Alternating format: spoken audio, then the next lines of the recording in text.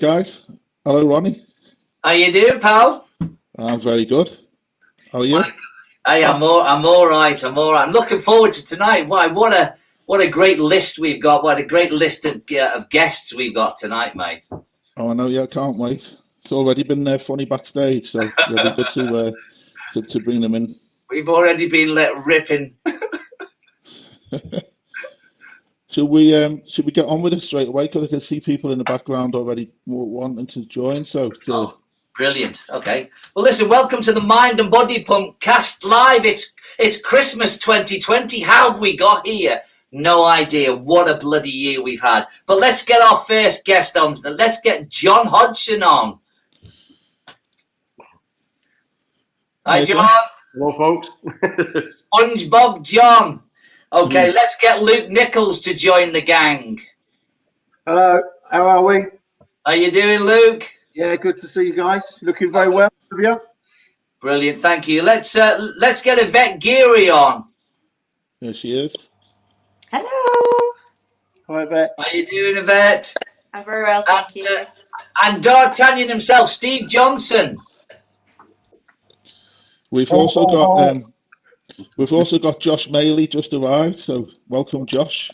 Okay, let's hear it for Josh Maley. Are you there, Josh? I'm here. How we going? Hi, Josh. I'm all right. Are you straight from the gym, Josh?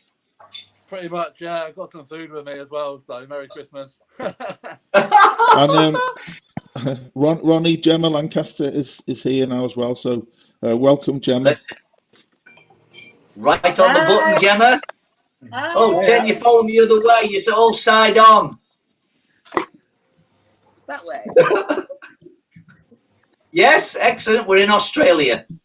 The other way around. No. That's it. No. No. No, that's fine, Gemma. Oh, wait. You can... Oh, my God. Now? That's it. That'll do.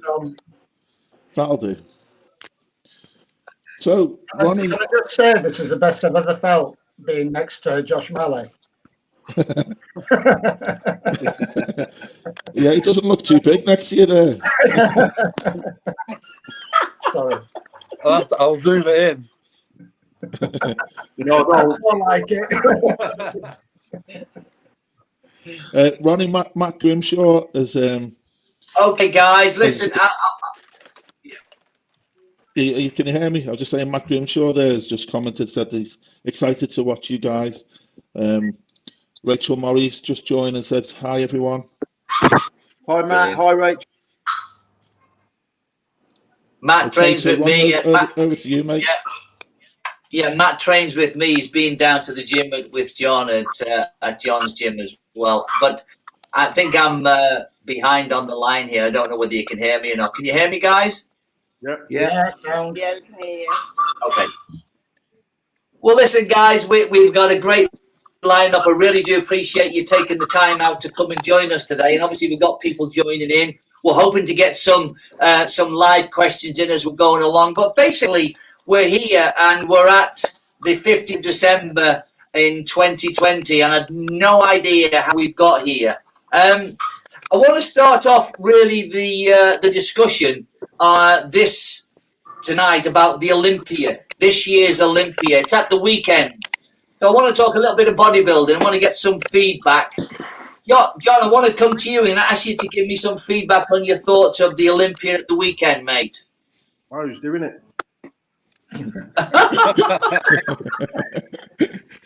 well, you've got. That's a genuine reply as well, isn't it? That's a genuine reply. I'll give you some help, John. I'll give you some help. So we've got Dexter Jackson, we've got Big Ramy, and the question is, will he come in condition? No. Okay. Thanks. I've got a view on that as well, and I think if he gets his condition right, I think he's well in the top 3 for me. Heath, obviously, Phil Heath. There's a lot of talk about his extended stomach. What's your view on that? Well, I'd be very surprised if Phil Heath turns up knowing he's got a stomach issue. You know, he'd have to be a fool. It'd be criminal of him to do that. So I'm predicting that Phil Heath should, in my opinion, if he nails his condition, there's no one going to touch that. There's just not. All he has to do is concentrate on getting in absolute bang-on condition. Don't worry about the size factor because he's got too much of everything for the rest of them to even give him a. They can't change that. I don't think, in my opinion. Okay, fair enough. Do you think Josh? the Olympia? Sorry, John. Do you think the Go on. Olympia this year is obviously the weakest it's ever been? Ooh. I wouldn't say it's the weakest. I mean, you could have said probably last year was probably one of the weakest it's been. Yeah. So at least this year you've got the return of the 7 times, Mr. Olympia, throwing that into the mix.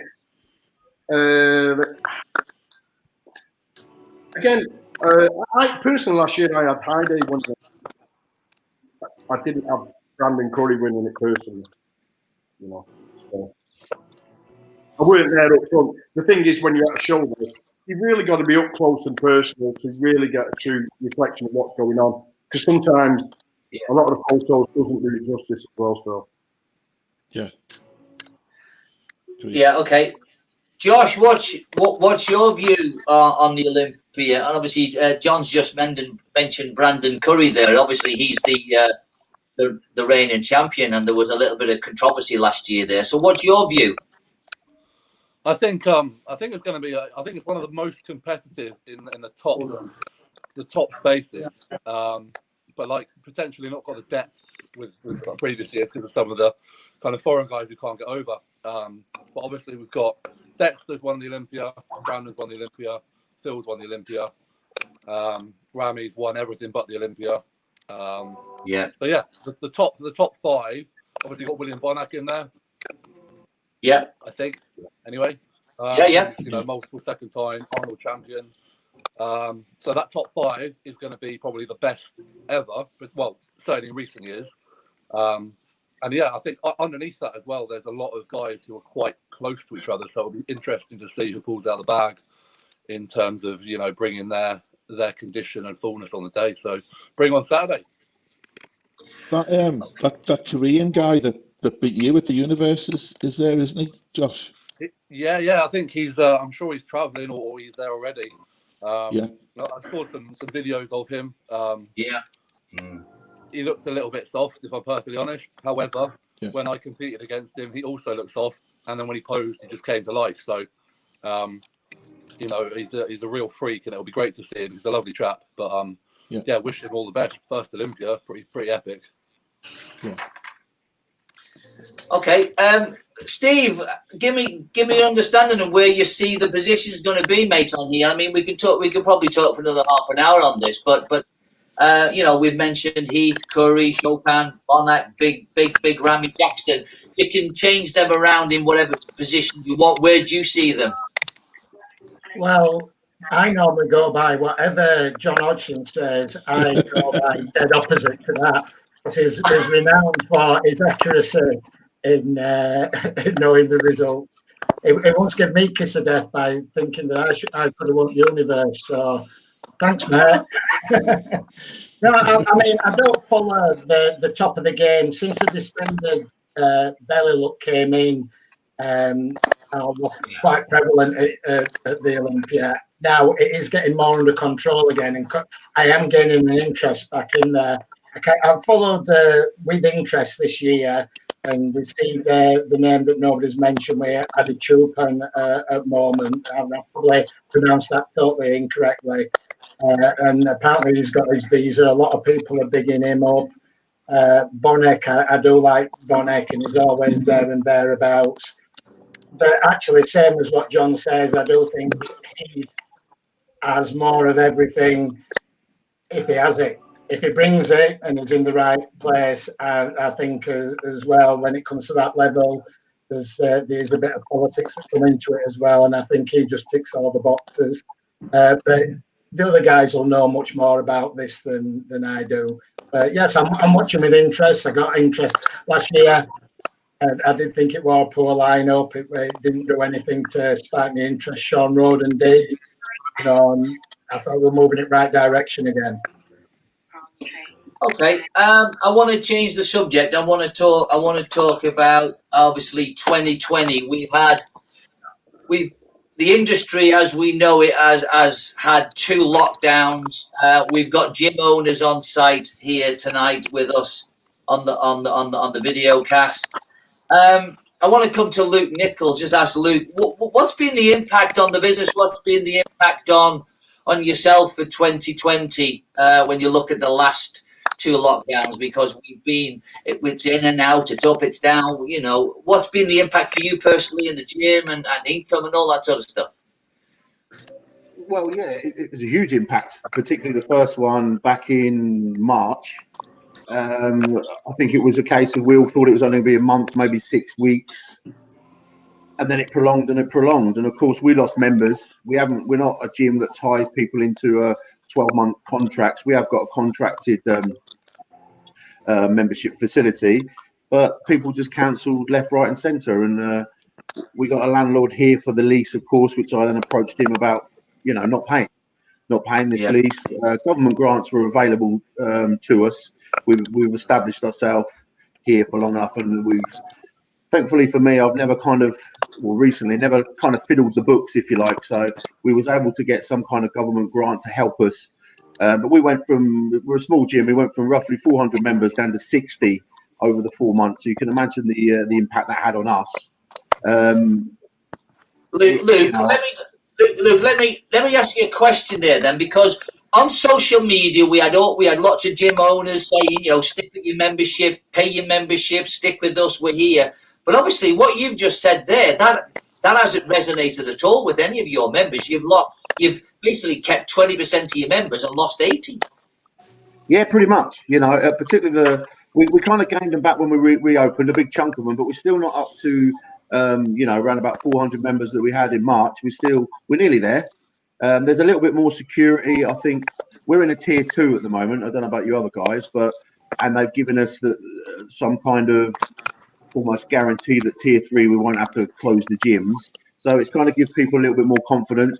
I've since then realigned the business to snare people into literally what all the other kind of bigger gyms do. They sign them up for the 12 months. I didn't really want to do that. I wanted to be a little bit more freer for people to come and go and choose. And I'm always encouraging people to go and use other gyms. This is your base gym if there's a gym local, because gyms are everywhere these days. There's no doubt about it. I'm not talking just about we can shit all over 24-hour gyms. There's a lot of independent gyms out there, a lot of good ones, even local to us in Northamptonshire. We've had actually 2 gyms within probably 15 to 20 miles that have closed down. They haven't reopened. So thankfully we've been able to do that. It wasn't a case of swim. Have you been able to pick up members from them gyms closing down then, do you think? Yeah, we probably have. I've noticed it particularly this month. I'm in the gym tonight actually, and we've been really, really busy. So hopefully kind of people are taking maybe December, as gym owners know, a little bit of a write-off, and we wait for January. But no, not at all. It's been busy. So you just got to keep that positive vibe, not sort of it's not doom and gloom. It is what it is, and we just got to be super positive. Stick together Okay, let me have a word with Gemma. Gemma, let me ask you a question regarding your gym. I mean, members. What's the members' view of the lockdown? Have you managed to keep hold of them? If you have, what have you done different to try and keep hold of them? So, like Luke said, it was really, really tough, and we've got the same kind of setup. So we weren't on even so much as a direct debit. We're kind of your membership goes and you renew it, when it's due. So that really kind of bit us in the bum when it came to the lockdown, When we reopened after the first lockdown, there was, again, the same as in Northampton, a couple of gyms that had closed down around us. But the problem is it's like the independent gyms. So as much as their members have come over to gyms like myself, you kind of really, your heart breaks to know that someone's lost their business at the same time. So it's like bittersweet. Do you know what I mean? Yes, of course I do. I've tried to get people on direct debits. going forward. But we were fortunate enough this time when we had that 4-week lockdown that the guys came in and said, you know, look, we need this gym to stay open, so we're going to pay our membership anyway, even though the gym's closing tomorrow, and that's going to see us through to December. So, you know, the members are really what's kept us going. But it has been hard and worrying for me. The second lockdown was actually more mentally demanding than the first one, because, you know, it was kind of like we got everything back given to us and then just taken away. And it was that, you know, that constant, are we going to, how much longer can we survive this as a business, as a family? How much longer can we survive it, you know? But luckily, the gym, the guys are in the gym and they're raring to go. It was a worry that they were going to come and say, you know what, we've been off for a month. Let's just wait till after Christmas now. That was a big concern, but, you know, luckily they're all mad for it, and it's going all right, you know. So okay, yeah. I want to come to Yvette and then come to John. I want to come back to John in a minute regarding Ronnie, mental health issues. Ronnie, Yvette had to leave. Her signal was poor, so she's dropped out. Okay, John, can I ask you a question regarding the gym? Obviously, we're on the scenario of 20 being awful. We've had 2 lockdowns. I know I follow you on social media. I know you're a friend of mine, and everybody here knows you very well. But we had a discussion last month on mental health and the situation generally in there. But can you give me some feedback from your perspective, in your gym, of your members, how you've been feeling yourself about this as well, the lockdown? How frustrating has it been for you as an entrepreneur, a business owner, a gym owner? You've performed at the highest level. You're there pulling your fucking hair out because of this lockdown. Tell me how you're feeling about all that. Well, I think there's a big, massive divide amongst the population out there. Those of us that follow the alternate, you know, don't just believe straightforward narrative that's been spewed out by the mainstream media and the state scientists. You know, when you look at the Great Barrington Declaration, the amount of medical professionals, I mean, from the outset, Professor Ioannidis, I think he's one of the top either epidemiologists who said like lockdown should not be employed in, you know what I mean? So when you say follow the science, but which science do you follow? And if you look at the original lockdown, it was supposed to be for 2 weeks. It's supposed to take the pressure off the NHS, and then it just went on and on and on. And so what annoys me is that then they went on about the death rates that peaked around April, started dropping off.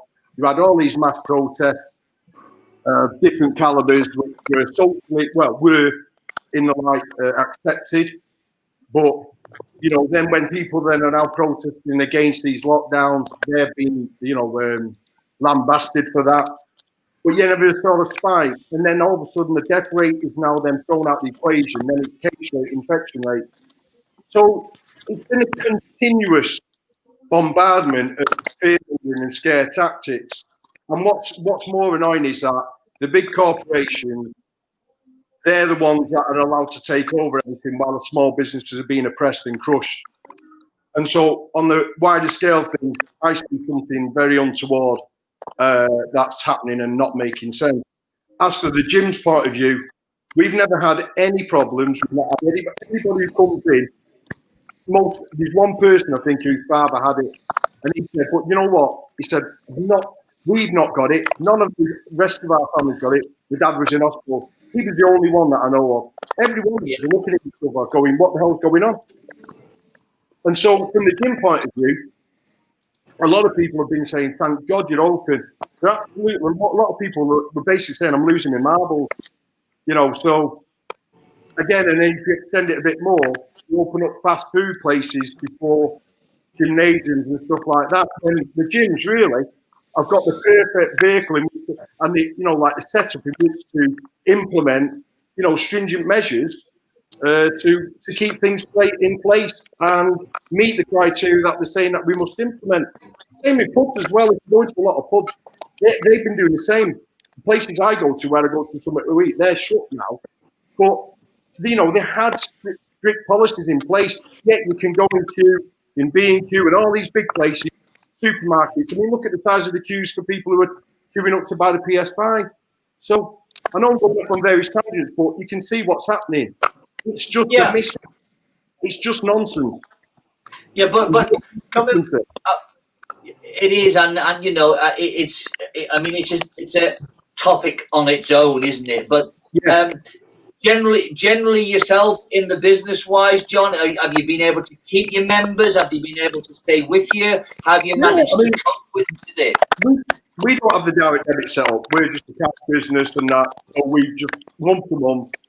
But obviously we've reopened now in December, and December's always the quietest month anyway. Yeah. So you'll always tend to find job off. But this month it's not been too bad.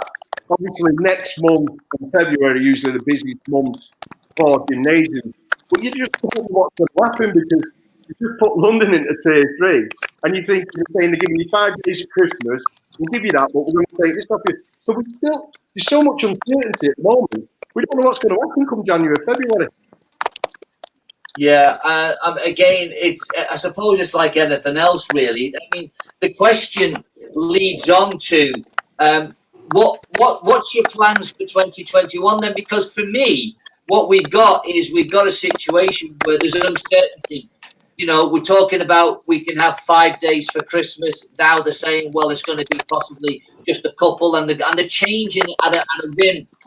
So, how are you planning for 2021, John? How do you plan? You just got, you know, when a business is relying on members coming in. I mean, we got £1,334 for the month that we were short. That's not covering our overheads. No. So who's come up with that one? You know, you got your rent, you got your insurance, you got your rates, you got everything to take into account before you even think of earning anything. Yeah. And you know, I don't know how other businesses go on, or even bigger gyms who might have. It really is. It's a disaster. But you know, all the people making all the policies, none of them are taking a pay cut. In fact, they're giving themselves pay rises. And let's not go into the crony capitalism and the chumocracy and the amount of billions that are being siphoned and millions being siphoned off a month to make in all the companies. So, yeah, I'm pretty pissed off with the whole thing. Okay, Josh, let me ask you a question from your point of view. Are you a full-time personal trainer? How's it affected you? Do you have another job besides that? I don't know. Can you give me a view of how it's affected you directly and indirectly?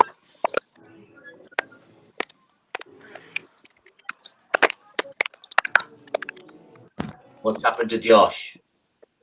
Are you talking to me? I can't hear it. I'm having really bad audio from you guys. I didn't get any of the last bit. It just sounded like crackling. Matt, is there anything that we need to do? I think it might have been John that was cause I've muted John for a second. So can you hear me clearly, Josh? There's a bit of a delay. Still an awful lot. I can hear you now. Not question. Yeah. Okay, Luke, let me come to Luke. Can you hear me? I can hear you, Ronnie. There is a little bit of crackling feedback, but I can hear you, Ronnie. Yeah. Yeah. I don't know where the feedback is coming from, but it's a technical thing which you'll probably just have to work with. I don't know what it is. Matt's going to probably have a look at it. Picking up on from what John said, I want to try and move on to 2021. The question was, how do you plan for 2021? John's answer is, well, how do you? But I don't think you can go into 2021 without some sort of plan to try and make it work. How do you keep your members? How do you keep your income? How do you do something different to engage the members to stay with you?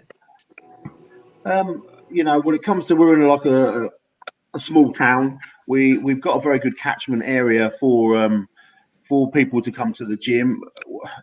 I kind of like touched on it earlier. it's not kind of a sink or swim.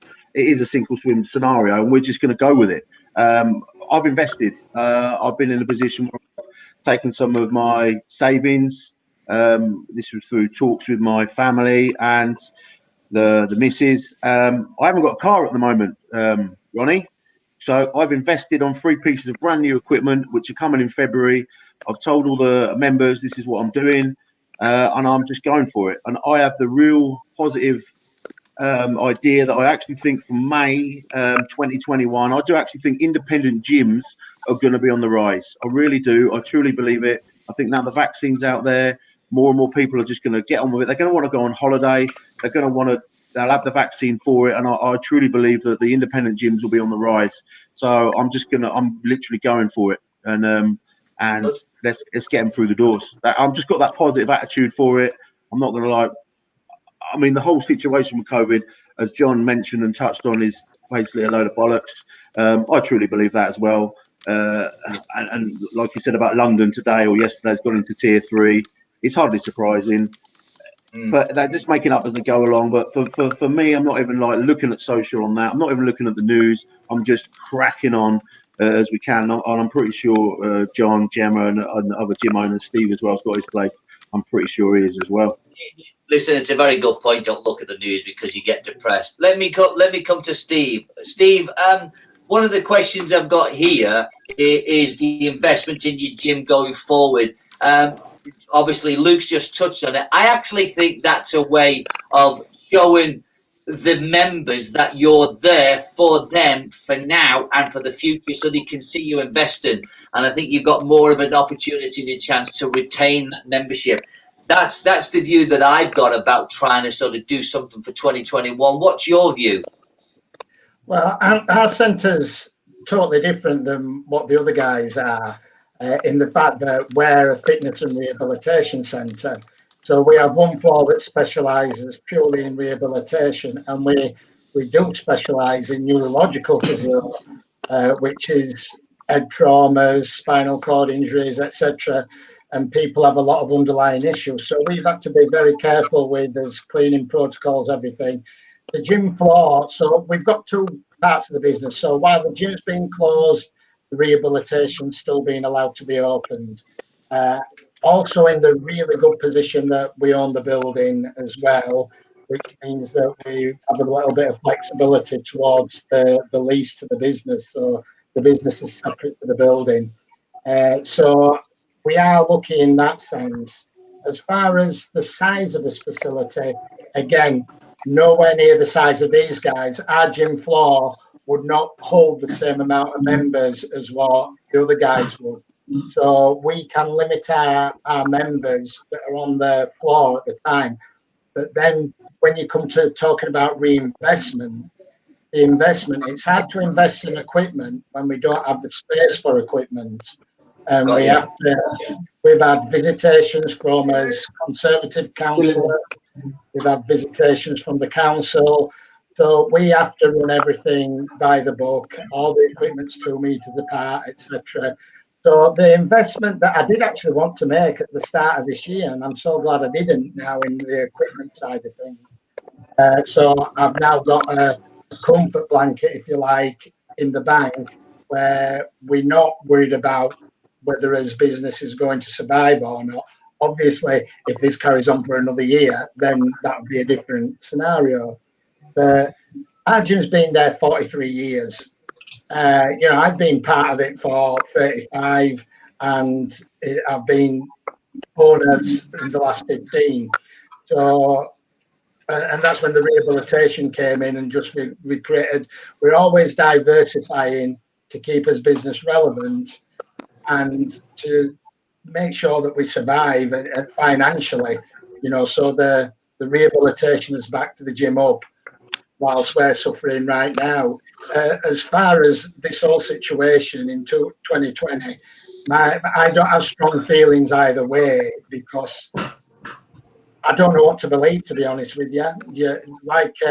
It's marginalised everybody. You're either one side or the other side. Well, I'm down the middle, and I'll take the points of either way. I won't get anything to fit my narrative.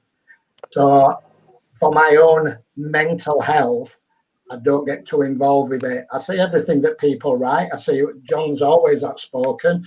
A lot of people are outspoken on there, and I take it in, and I think everybody makes relevant points. But I don't know whether there's a wrong or right in this. So we'll just go and do our thing and hopefully come out the other side. And what's normality? We're going to see normality in 2021. Well, the definition of normality is there. Gemma, let me bring you back in, Gemma. Okay. What, Gemma, on the lockdowns that you've had two, how have you managed to keep yourself busy and occupied and focused back on it? Because obviously we know you're a competitive bodybuilder at the highest level. How have you kept your motivation where it needs to be? Because obviously there's hit and miss on competitions happening. That's the first question. The second question is, how are you looking at for 2021 as far as competing is concerned? So in terms of motivation towards it all, what I did was I thought, well, I've got to busy myself. I think in any situation, if you sit and think about it too much, you're just going to go further and further down inside yourself. So we just got some paint, something as simple as paint, and I redecorated the gym. It was my time just to be in here by myself, and I had a lot of time to fall in love with the gym again, because I think sometimes, you know, when you're running the business and working so many hours, you can forget the love that you had at the beginning. So it gave me a chance to fall in love with that again, and it meant when the gym opened again, they walked into, even though it was just redecoration, it was like a whole new gym. So that kept me motivated and busy in the start. When we went into the first lockdown, I was actually 2 weeks out from a show. So obviously that got cancelled. We hit back can you hear me? Yeah. Yes. We went back onto like a little off-season, but held it back a little. And then I was set to do the UK's and then Romania. So we put through, you know, I was going to the gym. It's quite hard because you go into the gym and I was still obviously fortunate enough to train, but I've tried to explain to some of the guys, it's a really weird situation when the one place that you go to relieve your stress and to train is also the main source of your stress and worry. So you're doing a set and you're like, okay, I'm relieving my stress. You rest between your sets, you look around, you just see an empty gym and like it's crushing. So that was really hard. It was like everyone's like, yeah, but you're lucky you got to train. Yes, but the whole time I'm in there, I'm reminded, excuse my language, oh my God, it's empty. And it's, you know, it's a constant reminder. I actually got COVID 3 weeks out from Romania. It just hit me like a bus. I do believe that if I would have been fit and healthy and eating, it would have been nothing more than a bit of a headache. My daughter got it. She just got a headache. Because I was really lean, it put me in bed for quite a few days. I didn't touch a weight for 2.5 weeks. And then somehow I managed to stay on the diet because I was absolutely adamant that I wasn't doing 2 preps in a year without competing because of this damn COVID. It was not going to get the better of me, you know, it took so much from us. So I went out to Romania 7 days after coming out of lockdown. I wasn't at my best. I didn't take my best, but for me, actually getting out there was the win in itself. I'll refuse to be beaten by it. And I think that motivated a lot of my guys, my members, because they were seeing that I was still keeping going, and it made them hungry to come back. So that was where it has been for me this year. In terms of next year, then we just got to hope that we can get across to different countries and compete, because that's an absolute ball ache. So many people are unable to get to their shows that they've prepped for. So we're just going to have to see what the situation is with that. I want to take a bit of a straw poll from everybody then. So do we think 2021 will get back to normal, yes or no? So Gemma, do you think next year we'll get back to normal, yes or no? I think oh God, no. I want it to, but I think they've got too much. I think they've got too much up their sleeve. I don't think it'll be back to normal now. Josh, can you hear me? I think there's too much. Yes, yeah, I'm so sorry. I don't know what was going on before. It's okay. Josh, we'll come back to your question that I asked you earlier on, but do you think next year, 2021, will get back to normal? Just a simple yes or no from competing point of view for shows. It will be more normal, but no. Okay. John, can you answer that question? What's your view? Will you next year get back to normal for shows, yes or no? Depends if Trump gets in. Do you know what's interesting? Everybody's thinking really hard about this, and it's not a simple yes or no, is it? But I'm asking for your view. There's too much going on, Ronnie. This is not just happened by chance. I'm not having it. And I know I love my conspiracies. I'm not going to go too deep into it. However, there's a lot going on. And if Biden gets in, God help us. Well, Biden is in, so it's all official. No, he's not. No, he's not. He's not in. Okay. Not yet. I think it was announced yesterday that it's all being. That's media. There's a lot being played at the moment. I'm not saying it will be the case. I'm just saying, come the day when the inauguration comes in, we'll find out. The problem is, you look at the way this year's panned out, in, out, chopping, changing, and we're led to believe this what we said before, death rates now, case rates, they're changing it so much, you just don't know what's going to be coming down the line. We honestly don't know. Everyone wants to get back to normal, but what is normal? Well, again, that's a question in itself. But I think you need to stand for Parliament. But I'll push on to Luke. Luke, can you tell me whether we'll go back to normal next 2021? I can't tell you, but I think yes, it will be a new normal. It's not what we're used to, but it will be a new normal. But if we're talking about shows, I think that's going to be slightly done differently. I think the shows will be done differently because of obviously social distancing. Yeah, because go on. Sorry, we've had shows this year, and the PCA have obviously live streamed them. The BMBF. Vicky live streamed their British finals last week, albeit a slimmed down version. The new norm for them was they live streamed it and asked people to basically give as much as they can towards the cost of running it. So, we could see that next year as the new norm. I mean, but again, a live stream, really, is it really going to... There's a lot I understand. Well, people, is that going to really generate enough revenue for the same as the ticket sale? And then you've obviously got promotions, sponsors, etc., which do pay into shows. So if the revenue's not there, these shows are run as businesses. PCA, Two Bros, these are all businesses. NABA as well, still a business. If they haven't got a revenue coming in, that won't continue. So a new norm. They'll have to find something else. Okay. Steve, what's your view? 2021, will we get back to the norm or not? Obviously, like everybody else, I'd like to think so. I do think there will be a full bodybuilding show program, but I do think attendances will still, even through till end of the year, will be limited. And that's the unfortunate thing. And just like Luke said there, they are businesses.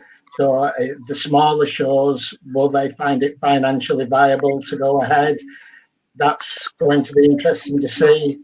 But it does open up an avenue for online sort of viewings, which is a potentially a bigger audience.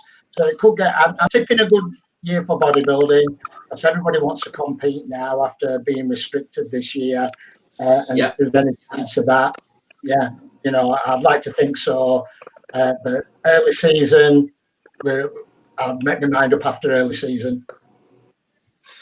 Okay. I think that was a fairly unanimous. I don't know.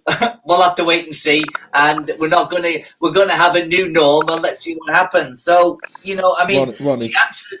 The answers there basically gives a view of people who are in the business, who are in the game, and we still don't know is the true answer. Go on, Matt. I was just gonna say I think there's two good takeaways from this, and Luke's mentioned it, Steve's mentioned it. The fact that gyms are open now and they'll be open through tier 3 means that people, athletes, and that can actually train. Plus, I think Steve mentioned it. There does appear to be a lot more people wanting to compete, so the desire's there. I think where it's going to be affected the most, and Gemma mentioned it, if you're an international competitor, if you're wanting to qualify, if you're at a high level and you're going to need to travel, I think that's where you're potentially going to have the problems, because as of the 1st of January, we've got no kind of agreements with Europe, and getting into Europe and things like that are unknown. The passports and all this kind of stuff is unknown, and that might cause even more problems with international travellers. So yes. I think it's definitely going to be a new year, but there is people wanting to compete. It depends on how that pans out. I think the view for me is, if we've had a frustrating 2020 and people haven't been able to compete, so I think there's going to be a surge for people who want to compete in 2021.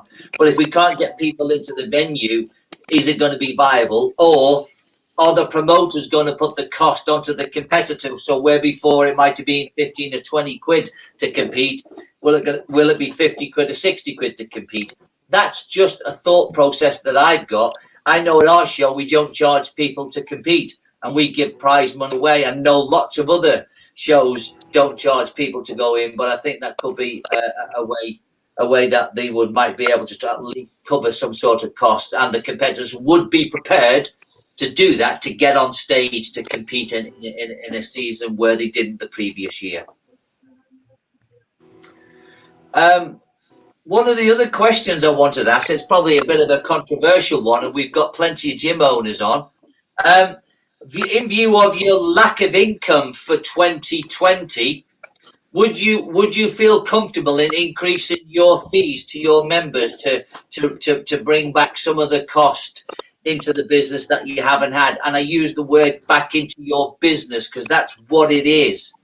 As a level-headed thinking business person, you would probably have you considered doing that? And is it an option? And do you think it's viable, or do you think it's suicidal? Let me ask that question to John Hodgson first, please. Well, I've contemplated that one myself, I must admit. Luckily for me, I'm okay financially. However, there's two of us in the business. The business has to operate properly. We haven't had an increase in our membership prices in 2 years, and so you're right in what you say, Ronnie. What do you do? Because a lot of people have been affected outside of our industry. Yeah. I think if there was a slight increase, you may get away with that. It just depends on what you're charging at the current rate. It is, because people can be really good. You know, John, let me just home in on your gym, because it's a real life gym. I've been there. The equipment's fantastic. You've spent a lot of money in revamping the place, with lighting, new doors, new windows, new flooring, new equipment. You know, the cost that what you've actually, and again, it would be the same for the other guys and girls on the video cast. I'm absolutely sure of that. You know, so you've put that in, you put that money into the business, and from a purely business point of view, you've got 2 balloons and a whistle back. You've got to get your money back in. I'm a businessman. You've got turnover is vanity and profit is sanity. You need to be able to say to yourself, okay, what is your membership fee right now, John, as we speak? Well, typical membership fee, the standard one that most people do is 25 quid a month. Okay, so would you feel comfortable putting that up to £30 a month, and on the amount of members that you've got, to say, well, look, it's about sticking with us, longevity, investment, and it's worth the price increase? I think, yeah, maximum that, probably more like 27, 28 if I was going to do it. Okay. About 10%, something like that. So because we do day passes, which are 4 quid. We'll probably throw that up to 5 quid in all fairness, because, you know, I think that's more than reasonable. You know, I'd pay that. So for our facility, it's one then, but it'll entice people, like to join. Okay. So I think we're pretty reasonable anyway. But the thing is, I think where we are, I think we've got probably the best all-round gym within our area, and it's just literally off the motorway. So we have got a good setup. Funny enough, we've been picking up some new members this month, and the feedback's always been positive where we are. So I don't have no fear in that respect. Will we have any problems? As long as we have a bit of continuity, I think we'll be fine. And I do agree with what Luke said. That we think there is going to be a stronger surge for your quality independent gyms. Yeah. So the answer to the question is: would you consider it? Yes. Yeah. And is it a possibility? Anything's a possibility. So yeah, I mean, I've thought about, considered it, and I think there may be just a slight increase. No one's got to complain about an extra 2-3 quid. Not in my eyes. Okay. I'm going to come to Luke, and then I'm going to come to Josh, because I want to revisit Josh's question before. Luke, again, from a business point of view, put the emotions and the personalities aside, looking at the pound, shillings and pence, the bottom line income, expenditure.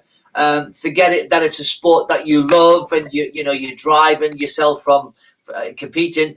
Is that something that you would consider to recover the losses that you've got? And how do you think that would be met if you did that by your members, bearing in mind that they've had probably impacts of furlough and maybe the other issues involved in that? But speaking purely from your point of view, would you consider that?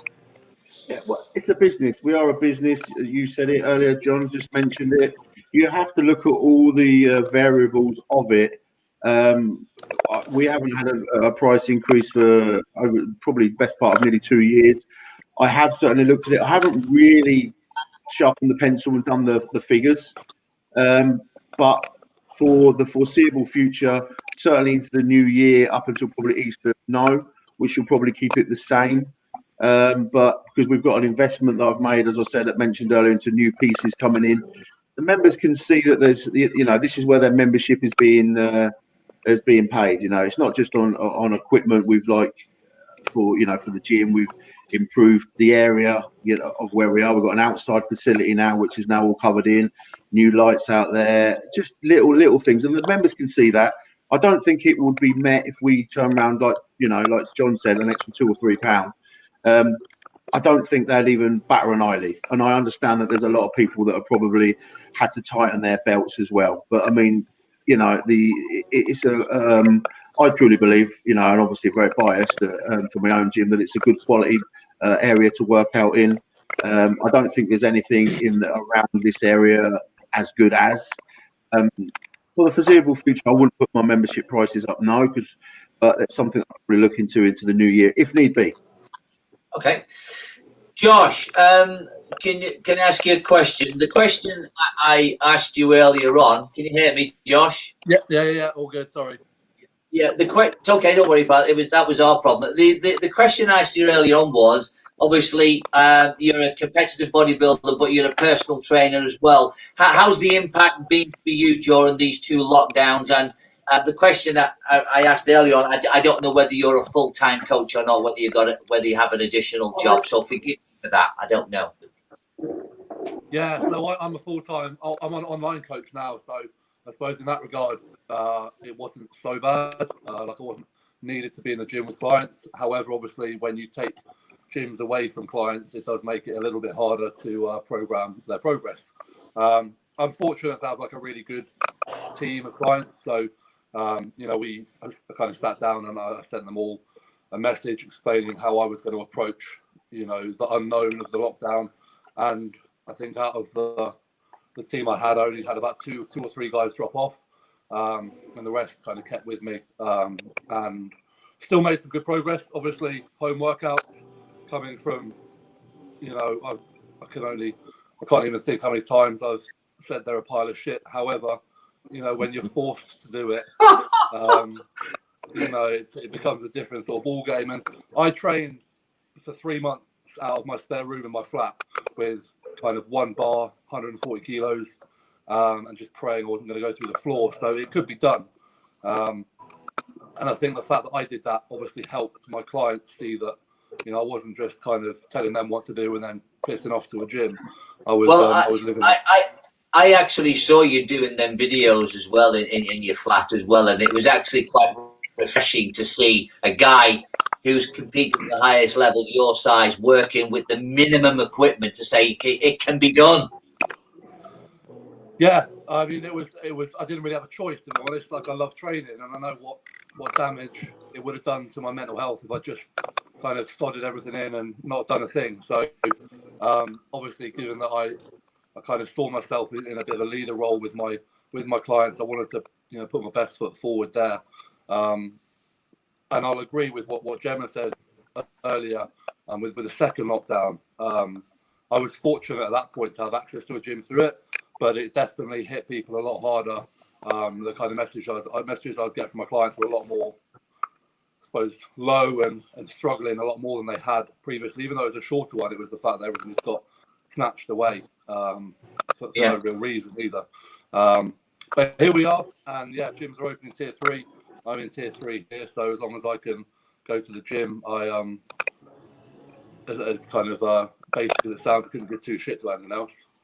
I think we've got a lot to be thankful for the guys from Liverpool for kicking the ass on it to making sure that they stayed open. And you know, I think everybody who contributed there, both financially and obviously with all the support, has helped us get to the point where even in tier 3s or any of the lockdowns, that the gyms will stay open for everybody's mental health and obviously their fitness as well. And it's been seen to be a major plus and not a negative. So for me, I think fair play to those guys as well. Absolutely, yeah. No, that was a big thing, and just nice to see in the year it was nice to see something that made sense actually kind of come to fruition.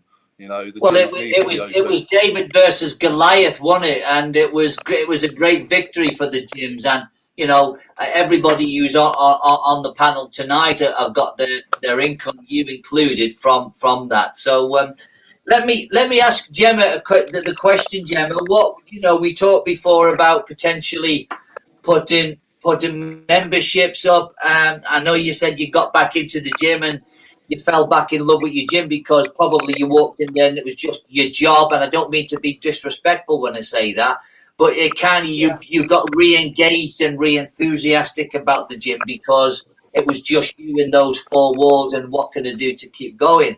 But at the end of the day, it is a business, and you know, you were looking for the break even for you to be there for today, tomorrow, and next year. Is it, you know, would you consider putting your prices up? Is it the right time? Are you gonna, like Luke says, leave it till maybe, you know, March or the spring or whatever? What's your view?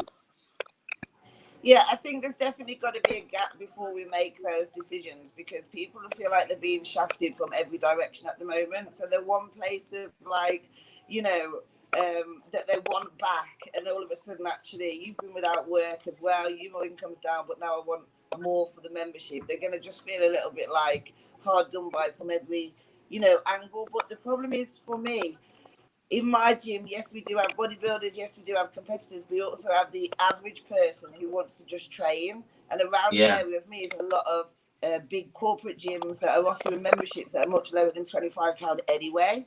So, you know, they come here, I think, for the experience because they like the vibe of the place. But if they're not overall in love with the whole fitness and bodybuilding situation, they could go up the road where there's 25 showers, you know, a cafe on site, and they can pay already almost £10 less than what we're charging. And that, you know, and so that's a real difficult situation for me, because I could put it up and half my members could pay. But if half my members decide, you know, I'm going to go up to fitness first, I'm actually at a deficit. So from that business point, you've got to be really, you know, you've got to be mindful of that. You know what I mean? I think that was the idea of the question, really, to get everybody's point of view. Also to get it to be thought provoking. And obviously everybody knows their business because you're in this parochial area of where you are and who your members are, and you speak to them on a daily basis, so you would know that. But what I was thinking was, because you've been locked down twice in 2020, is the an avenue for gaining some money back via your members. Also, knowing how you all deal with your members, and you're on the ground floor, the shop floor, you're there with them. I've been to the gyms, I know what happens, I know these guys, and you live and breathe it. So there's a worth, there's a value there, there's a value to what you do. You're not a multi-gym where you've just said 25 showers. You're that more personal, caring touch, who wants to develop somebody, who wants to bring somebody out of the shelter, make them feel good. There's a price for that, Gemma, and that's what I was trying to allude to. Everyone who's on here tonight, who's listened, have got those lovely qualities, and there's a value and a worth to that. Sorry, Matt. Yeah, Ronnie, I want to just kind of expand on that a little bit, if possible. It's just kind of obviously we all know we're all bodybuilders, and we all know bodybuilders are resilient. And Gemma said this herself, you know, even through COVID, she managed to get to Romania, and you know that's instilled in us to kind of to do that. Of the gym owners, have you noticed, particularly after this second time around, have you noticed any difference in the type of people that are coming back? Is it more athlete based? You know, people who are serious about the sport. Is it, you know, younger people who, you know, can you pinpoint? Is it the same people as before? Is there any difference? I mean, Gemma, I'll probably ask you that question first. Have you seen any difference in the type of people that have come back? I've had actually more since the second lockdown, more young teenagers coming up to use the gym. And it's simply because there's nothing else for them to do. There's nowhere for them to go. There's nowhere for them to go and hang out. They can't watch a movie. So I've had younger clients come in to use the gym. I found that has been very apparent this month. Okay, which is positive, you know. If we can guide them from a young age, then that's amazing. Yeah, that's good. Let me ask the same question to Luke then. We have had an influx of new faces.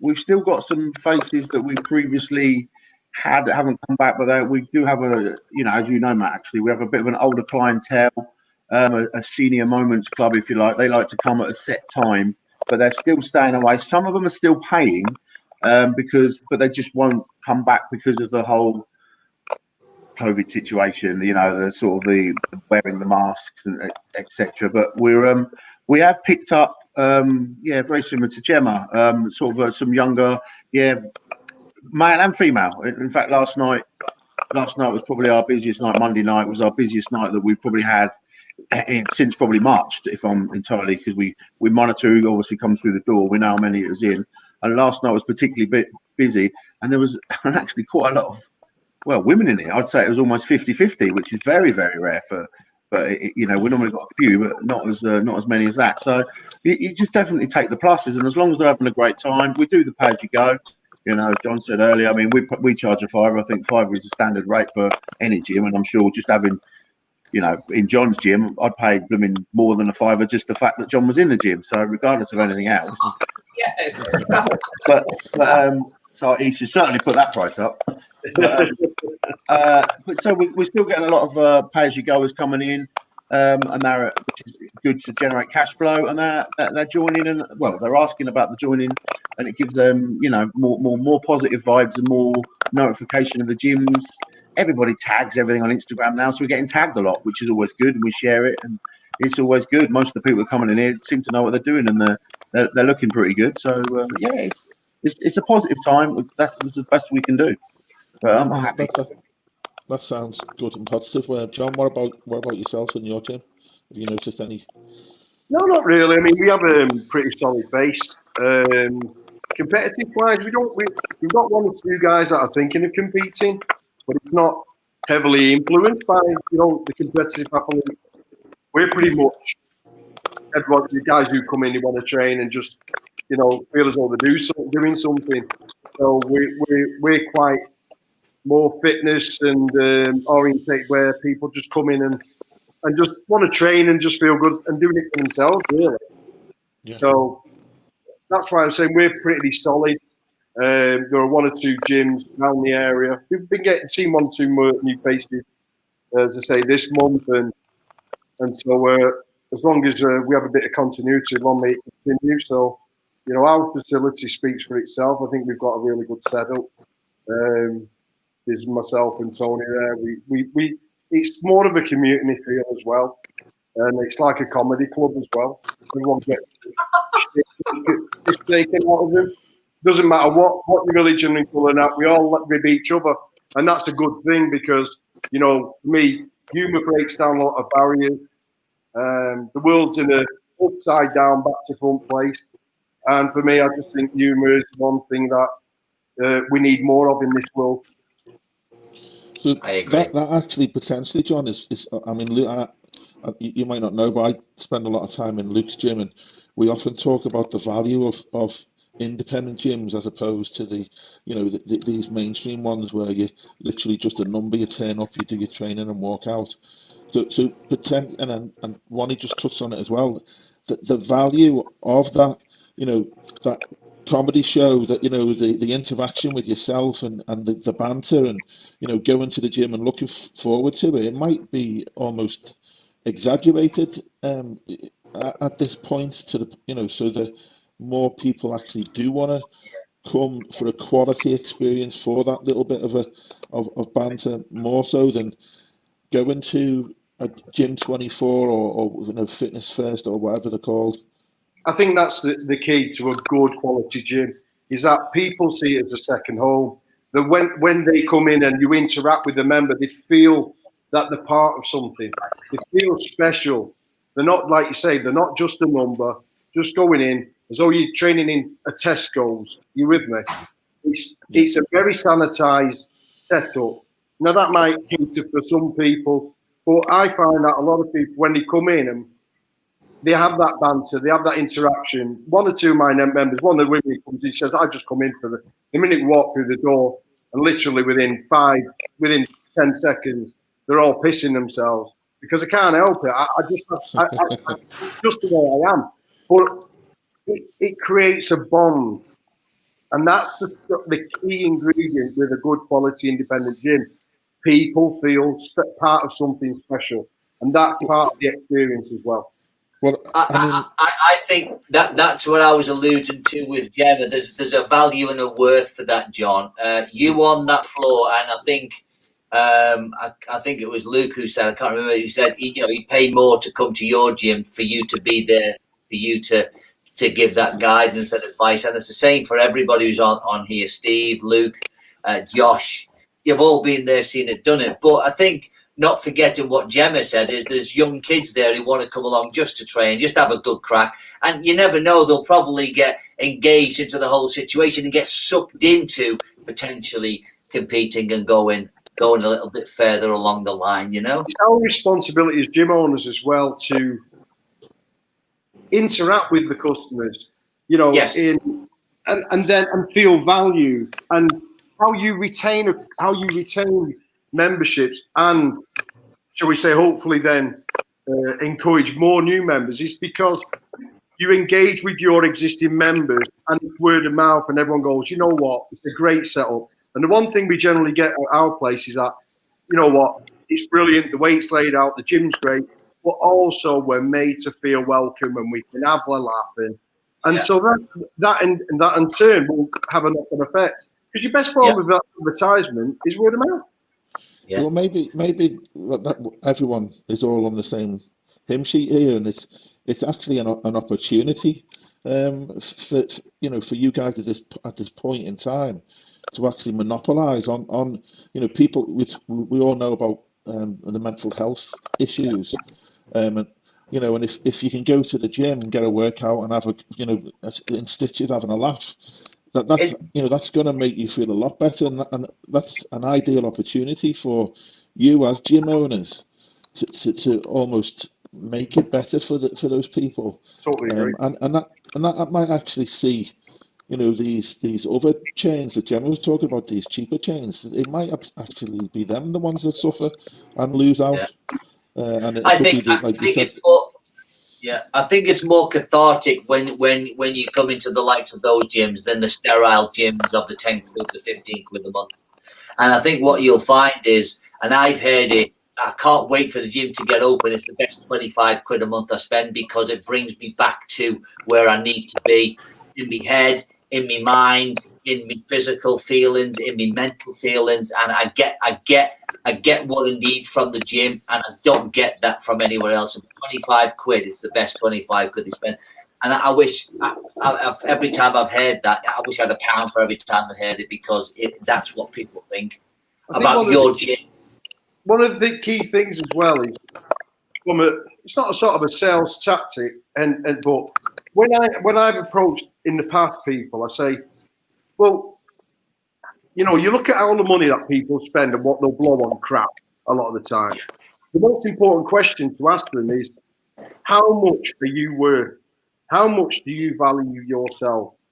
And if they're going to say they're not, and 25 to 30 quid is not enough, if they say, oh no, you know what I mean? It's like, well, you're basically saying you're not prepared to invest that money in you. Yeah. And that's one of the key things, one of the key ways to look at health. And not only that, is that we have the experience to be able to guide these people properly.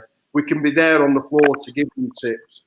If they want some PT, that's available. If they want advice on nutrition, they're not going to get. This is a massive part of what separates independent from the gym chains, the corporates. Well, I mean, we're preaching to the choir here, but the fact of the matter is, if you don't think your personal health and well-being is not worth 30 to 40 quid a month, then your balance in life is wrong. Because cut down the 20 cigarettes a day you're spending your money on. Cut down the kebabs that you're spending the money on. Cut down on the ale that you're spending. Cut down on the pie and chips you'd have every day. Yeah, but you look at the government, don't you, then, Ronnie?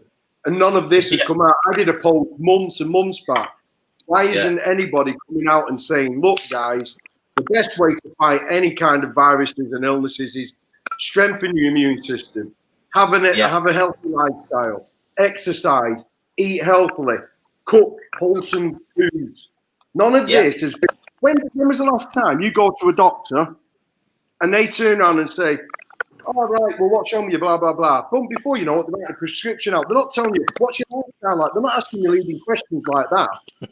This is what's missing. This is what's all back to front. So the medical institutions are not there to make us better. They're there just to cure or treat, should we say, whatever's in front of them. But the best form of, should we say, fighting anything is prevention. Yeah. And how do you prevent things from happening? By strengthening your health and immune system. This is what. Okay, I don't know how we're doing for time, Matt. How are we doing for time? We've gone over, and I can see Luke's typing there, so I think he's going to be saying he's going to have to leave. I'm I wasn't. No, I'm not going to put it up now. I was just going to. I'm actually going to ask. Have I really got to cut out kebabs? Okay. Yeah. The idea of the show is to have it for an hour, but I know we've gone over, but I know we've covered an awful lot of subjects, and I think people who have been listening will be thrilled about how we've gone into them. So, Matt, can I just pass over to you? One question. Yeah. Can I ask one question?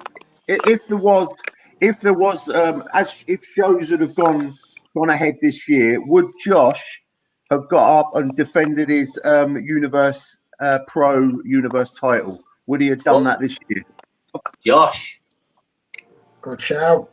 Yeah, it was in my mind at the beginning of the year. I hadn't actually decided until March, and then obviously when it all kicked off, and I knew I was going to train from home, I cancelled all show plans because, I'm not quite sure on my future competing. All I know is that I am dying to start a prep, as weird as that sounds, and get rid of these fat cheeks. And oh no, I like them, don't you? I'll be starting something in January, and we'll see what happens. What about moving over to the IFBB and being the even bigger giant on stage, mate? Because I know you're training with Jamie. Yeah. I mean, training with Jay is certainly kind of pushed me more in that direction than ever before, just because, you know, he's absolutely smashed it really this year, and it's extremely motivating. I've never had anyone kind of directly there to not compare against, but to use as like a yardstick. So yeah, I'm keeping my cards close to my chest like right now. I like doing the work, and then I'll talk about it after. Yeah, good call. Well, Keep them Josh, videos coming, man. They're good. Josh, just make sure you're in good condition for the Battle of Bedford in October, because you missed it this year. So I did, yeah. Well, if that's the case, I'm going to need a chair to interview again. Ronnie, I was just going to suggest, and then Josh has already kind of done it for himself, is that we just go through the guests and just ask them, you know, what are their plans for kind of the 2021? And Josh has already said he is going to start dieting, and he's not entirely sure the path, but so we know what Josh is up to. Should we pick on? We haven't heard from Steve for a while. Should we pick on Steve and see what his plans are for 2021? Yeah, I know he's been injury. Everybody knows me. I just stay nice and quiet in the background. Well, as far as 2021 goes, I haven't thought too far ahead. At the moment, my biggest goal will be to get my body working again. I'm sure, because I've moaned about it over social media so much, that I've got a nerve injury in my back at the moment.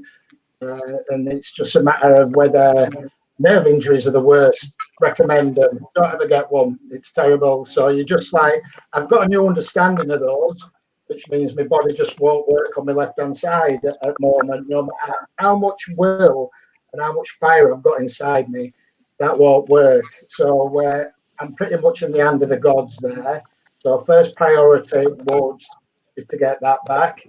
The fire is burning inside. Now, I'm an old get now. I'm 56 in February. If I was ever, look, Nabba moved the goalpost to Masters 55, which created an interest in my mind. I didn't think of going for it, but it just created an interest in my mind. To defeat this, it would be nice to have another go at that universe, but it's far from a priority. I would like to think I put my clients first and foremost in that direction, but that's from a personal point of view, and physically that are big goals, but the biggest goal has got to be to make sure my business starts turning over and being successful, because without that, and keeping my mind's good, in a good place, keep my mind in a good place, keep me that, as long as that's there, that'll do me for 2021. Okay, brilliant. Wish you good luck with that, Steve. Cheers, mate. Gemma, over. So for me, on the business side, it's just march on forward, just try and, take everybody with me within the gym. And on the competing side, we're probably looking to build now, and probably looking at shows kind of June, August, and I'm just gonna hit as many as I have to physically hit until I get to that stage, to the end result. So that's the main focus on what I do. That's all I care about. I just need to get up there. In true Gemma style. Luke?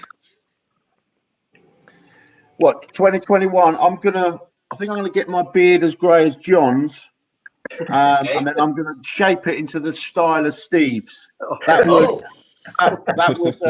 That would actually make my 2021. Competition wise, at the minute, I'm not. I'm just enjoying training and enjoying stuff, man. And I like little things like this as well. That if this is the new norm for interaction, then so be it. But yeah, I need to get these a bit grayer, and we can be like a gang of puppet Smurfs. Okay, and we're going to finish off with John, because I think there's a comeback on the cards for John Hodgson, because I see his Instagrams and I see his Facebook pages, and you are still amazing. So you've got. I know. Look at that. You've got to have Awesome, respect. But John, guys, you've got to have a comeback. listen, I get asked so many times about this. I really do. But this is just between me and you. You must have a comeback in you.